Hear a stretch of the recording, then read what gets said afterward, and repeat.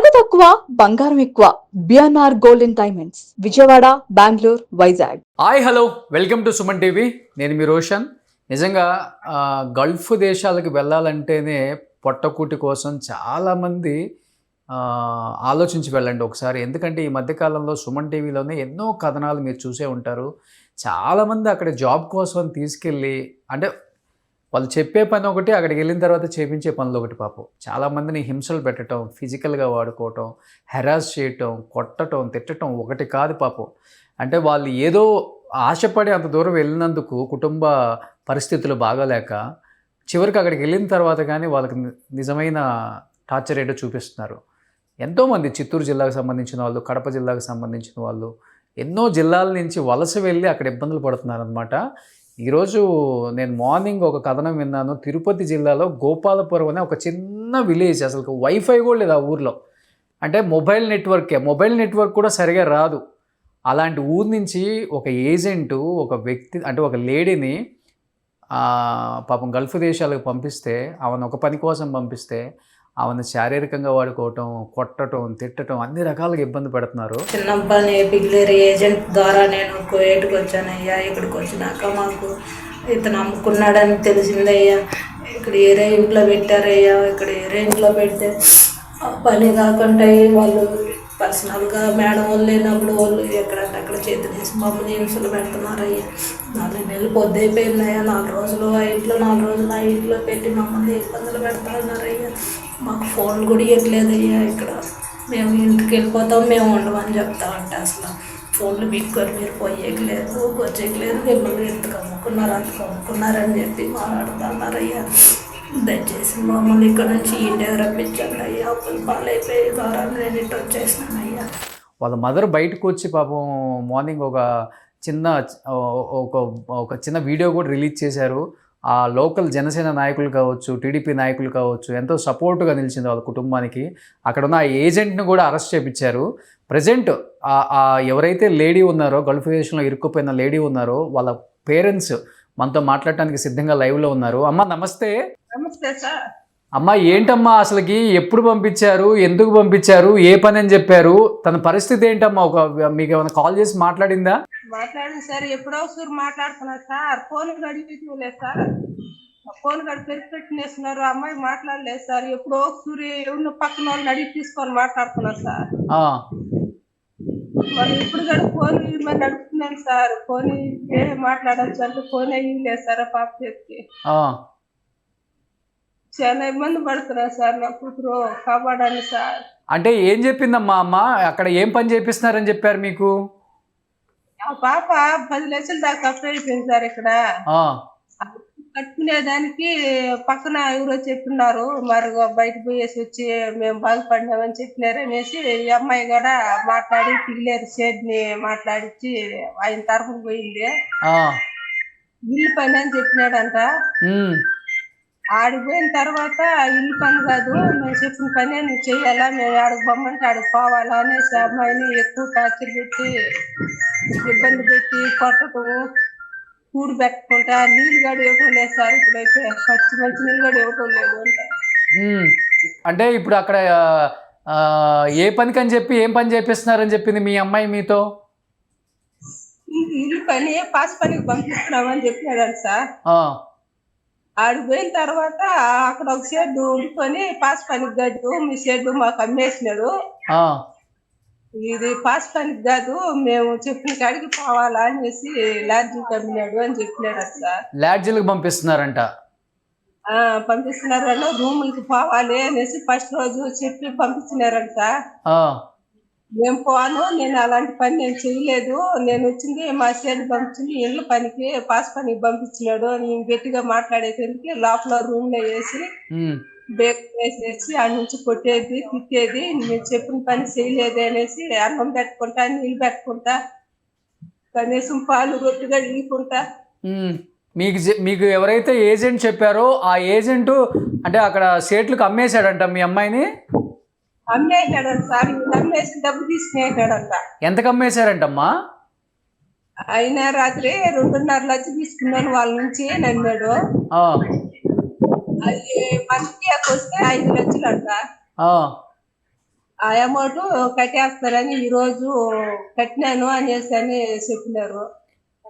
అంటే ఇప్పుడు ఏదైతే మీ అమ్మాయిని మాకు అమ్మేశారని చెప్తున్నారో ఆ డబ్బులు వెనక్కి తీసుకొని మీ అమ్మాయిని తీసుకెళ్ళమని చెప్తున్నారా లేకపోతే పంపమని చెప్తున్నారా అసలుకి? పంపమనే చెప్తున్నారు సార్. ఆ, మేము డబ్బు అన్న రాత్రి పట్టుకుని వచ్చినారు, మాట్లాడిచ్చినారు. అమౌంట్ అయితే కడతాను అని అన్నాడు. ఆ, అది కట్టినాడా లేదా తెలియదు. ఆ. అమౌంట్ కట్టినాక మళ్ళీ రిటర్న్ టెక్ పెడతాను అనేసి అన్నారు. అమ్మ పెళ్ళయిందమ్మా మీ అమ్మాయికి? ఆ పెళ్ళి ఒక పాప ఒక బాబు సార్. ఇప్పుడు మీ పక్కన కూర్చుంది ఇప్పటి వరకు ఆమె మీ పాప వాళ్ళ పాపమ్మా? సార్ ఇప్పుడు కోవిడ్ పోయిండాక కాడికి పెద్దాను సార్. నాకు 2 కూతురు సార్. ఆ. చిన్న పాప ఇప్పుడు కోవిడ్ పోయింది. ఇప్పుడు ఆమె పిల్లలు ఏం చేస్తున్నారు? మీ దగ్గరే ఉంటున్నారా? ఉన్నారు సార్. నేనే సాగుకుంటున్నాను సార్. మీరే పనికి పోయి మీరే సాదుతున్నారు ఇప్పుడు? అవును. మీ కూతురు వాళ్ళ బిడ్డ అమ్మాయమ్మా?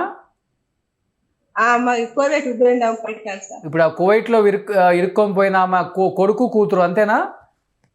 వీళ్ళిద్దరే సార్. చిన్న పిల్లలు కదమ్మా, అంటే వీళ్ళని వదిలిపెట్టి మీరు ఆమె ఏదో డబ్బు సంపాదించుకొని వస్తుంది పాచి పని చేసి అని చెప్పి మీరు కూడా ఆశపడి పంపించారు, ఇక్కడ ఏం ఉద్యోగాలు లేక.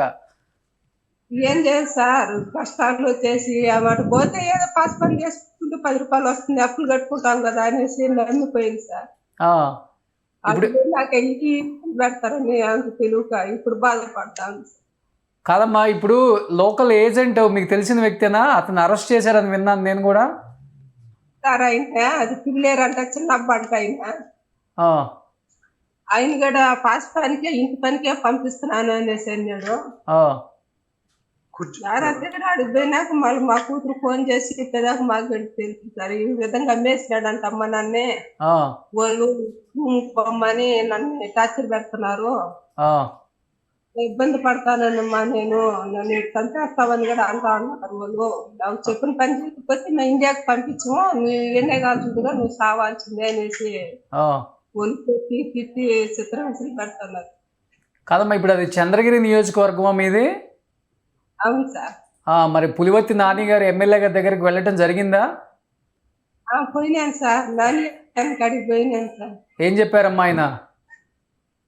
ఆయన స్టేషన్ లో పోయి కేసు పెట్టి నాకు ఒక కాల్ చేయండి నేను మాట్లాడతాను అన్నాడు. ఆయనకి 2 సార్లు స్టేషన్ పోతే మీరు పిల్లేరుకి పోయి పెట్టండి అన్నారు.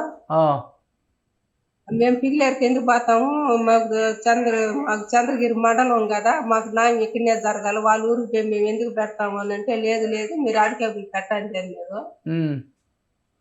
ఇటు కాదు అనేసి ఇక్కడ నాని అన్నదే మీటింగ్ అన్నారు చిత్తానూరు కాడ. మళ్ళీ ఆడికి పోయేసి ఆయన కాళ్ళు పట్టుకున్నాను సార్, మా కూతురికి న్యాయం చేయట్లేదు.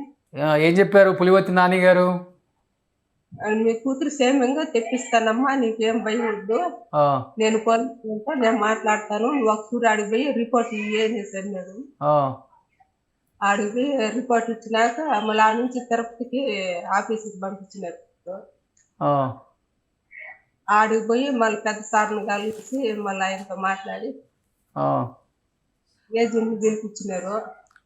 కాదమ్మా, మీ ఊరు నుంచి ఎంతమంది వెళ్ళారు ఇప్పుడు అక్కడికి? లేదు సార్, మా పాప ఒకటే సార్. ఇంతకుముందు ఒక పాప పోయేసి వచ్చి 6 ఏళ్ళు దాకుండి వచ్చింది. ఆ పాప మాట వినేసి ఇప్పుడు ఈమె పోయింది సార్. ఆమె వెళ్ళి ఒక 6 సంవత్సరాలు ఉండి జాబ్ చేసుకొని కొంచెం సంపాదించుకొని వచ్చింది. ఆమెను చూసి నేను కూడా వెళ్ళి సంపాదించుకుందామని మీ అమ్మాయి కూడా వెళ్ళింది, అంతేనా? ఈమె పోయి ఉన్నది. కానీ వెళ్ళిన తర్వాత మాత్రం తెలిసింది అమ్మేశాడు, వ్యభిచారం చేయమంటున్నారని. ఇప్పుడు ఏం చదువుకున్నారమ్మా ఏమన్నా? 10 వరకు చదువుకున్నారు సార్ పాప. వెళ్ళడానికి ఎంత తీసుకున్నాడు ఏజెంట్ పంపించడానికి అక్కడికి? ఆడికి మా కాడే తీసుకుని ఈమె ఖర్చు పెట్టుకొని ఈమె సొంతంగా డబ్బు పెట్టి ఆడికి పోయిన తర్వాత ఏజెంట్లు డబ్బు తీసుకుంటారు చేతికిరు అనేసి అన్నారని ఈమె సొంత డబ్బే పెట్టి అప్పు చేసి 1 లక్ష రూపాయలు దాకా అప్పు చేసి టెస్ట్లు అవంతా చేసుకుని ఆయన టెస్ట్ మాత్రం పెట్టినాడు సార్. కాదమ్మా, ఇప్పుడు మీ అల్లుడు ఎక్కడ ఉంటున్నారు? మరి మీ అల్లుడు ఎక్కడ ఉన్నారు? లేదు సార్, సంవత్సరం అయితే వెళ్ళిపోయినాడు, వదిలేసి వెళ్ళిపోయాడు అతను. పిల్లలు ఏం చదువుకుంటున్నారు ఇప్పుడు? నాన్న ఏం చదువుకుంటున్నావు నాన్న నువ్వు? Sir 8th sir. 8th చదువుతున్నావా? పాప నువ్వేం చదువుతున్నావు అమ్మా? 6th sir. 6th చదువుతున్నావు. అమ్మ మాట్లాడిందమ్మా మీతో? డైలీ ఫోన్లో మాట్లాడుతుందా అమ్మ మీతో? ఎప్పటి వరకు మాట్లాడింది హ్యాపీగా, ఇబ్బంది లేకుండా ఉంది అని?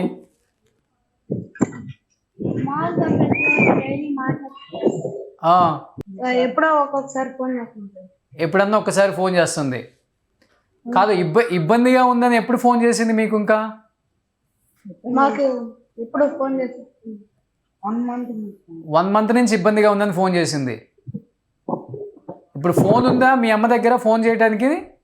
అమ్మ ఫోన్ ఉందమ్మా మీ కూతురు దగ్గర? ఉందా సార్, వాళ్ళ ఫోన్ తీసి పెట్టినారు సార్, ఫోన్ ఇవ్వటం లేదు అమ్మాయికి. మరి ఎట్లా ఫోన్ చేసింది మీకు? ఆడ పక్కన వాళ్ళు ఫోన్ తీసుకొని ఏదో 1-2 మాటలు, నెలకు 1-2 సార్లే మాట్లాడుతుంది సార్. మళ్ళీ మాట్లాడుతుంది.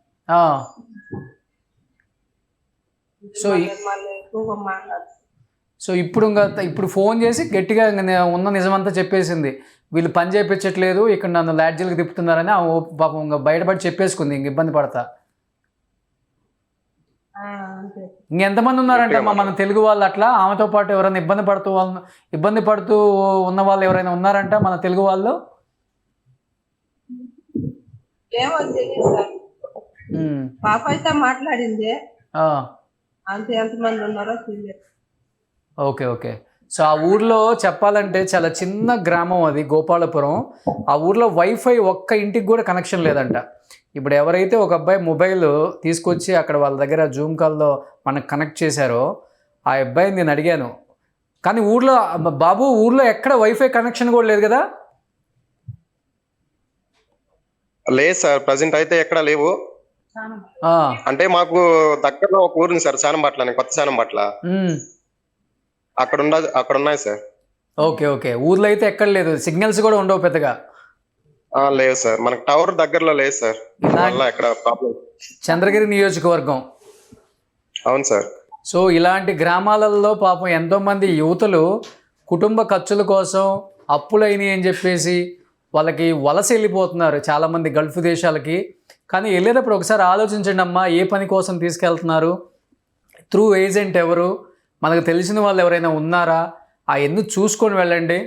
ఏదో డబ్బులు వచ్చేస్తాయి కదా అని చెప్పేసి మీరు వెళ్ళిపోయిన తర్వాత ఇలాంటి ఇబ్బందులు పడుతూ ఎవరి దగ్గర నుంచో ఫోన్ తీసుకొని ఫోన్లు చేసి వీడియో కాల్స్ చేసి లేకపోతే చిన్న వీడియో బయట ఒకటి మీరు పంపించి మా ఇబ్బందులు ఇది అని చెప్పేసి మీరు చెప్పుకుంటున్నారు చాలామంది. చాలా బాధ అనిపిస్తుంది.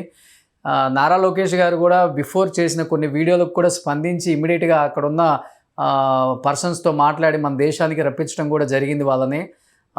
మరి ముఖ్యంగా ఆంధ్రప్రదేశ్ గవర్నమెంట్ని, నారా లోకేష్ గారిని మరీ రిక్వెస్ట్ చేస్తున్నాను, ఒక యువతని ఒక ఏజెంటు ఇంట్లో పని కోసం అని అక్కడికి తీసుకెళ్ళి ఆమె చేత వ్యభిచారం చేపిస్తున్నారు. ఆమె తట్టుకోలేక ఇబ్బంది పడుతూ ఎవరిదో ఫోన్ తీసుకొని వాళ్ళ పేరెంట్స్కి సమాచారం ఇచ్చింది. ఆమెకు పెళ్ళి అయ్యింది, హస్బెండ్ వదిలిపెట్టి వెళ్ళిపోయాడు, పిల్లల్ని సాదుకోవడం కోసం ఇబ్బంది అవుతుంది, ఒక 3-4 సంవత్సరాలు చేసి వద్దాం గల్ఫ్ దేశంలో, ఏదో కొంచెం డబ్బులు వస్తాయి కదని ఆశపడి వెళ్ళింది. పాపం చిన్న పిల్లలు, 8th క్లాస్ చదువుతున్నాడు బాబు, 6th క్లాస్ చదువుతుంది పాప. ఆమె ఎంత మనోవేదనకు గురవుతుందో అక్కడ. కనీసం ఇప్పటికైనా కానీ అక్కడ లోకల్ ఎమ్మెల్యే కానీ కొంచెం ఒకసారి ఇన్ఫర్మేషన్ తీసుకొని త్వరగా ఆమెని తిరుపతి తీసుకొచ్చే ప్రయత్నం అయితే చేయాలని మనస్ఫూర్తిగా కోరుకుంటున్నాను. అమ్మ ధైర్యంగా ఉండండి. ఆంధ్రప్రదేశ్ ప్రభుత్వంలో మ్యాక్సిమం ఇలాంటి సందర్భాలలో వాళ్ళు ఎట్లాంటి పరిస్థితుల్లో అయినా కానీ తీసుకొచ్చే ప్రయత్నం అయితే ఎక్కువ చేస్తున్నారు. లోకేష్ గారికి కూడా ఇన్ఫర్మేషన్ మేము పంపిస్తాము. డెఫినెట్గా మీ అమ్మాయి సేఫ్గా ఇంటికి వస్తుందమ్మా. జాగ్రత్తగా ఉండండి. ఎవరైనా వెళ్ళే వాళ్ళు ఉన్నా కానీ వెళ్ళొద్దనే చెప్పండి. జాగ్రత్తగా ఉండండి అమ్మా. సుమన్ టీవీలో మీ పర్సనల్ అండ్ బిజినెస్ ప్రమోషన్స్ కోసం కింది నెంబర్కి కాంటాక్ట్ చేయండి.